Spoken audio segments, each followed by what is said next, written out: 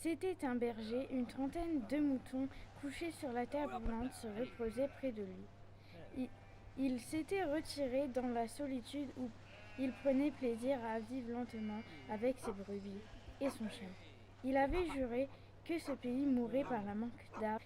Il ajouta que, n'ayant pas d'occupation très importante, il avait résolu de remédier à cet état de choses. Sorti de la guerre, le pays n'avait pas changé. Toutefois, au-delà du village mort, j'aperçus dans le lointain une sorte de brouillard gris qui recouvrait les hauteurs comme un tapis. Depuis la veille, je me suis remis à penser à ce berger planteur d'arbres.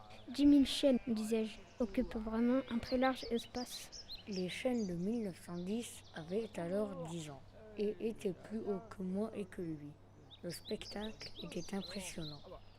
En 1903, il eut la visite d'un garde forestier éberlué. Ce fonctionnaire lui intime alors de ne pas faire de feu dehors, de peur de mettre en danger la croissance de cette forêt naturelle. C'était la première fois, lui dit cet homme naïf, qu'on voyait une forêt pousser toute seule.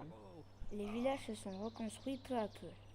Une population venue des plaines où la terre se vend cher s'est fixée dans le pays, y apportant de la jeunesse, du mouvement, de l'esprit d'aventure.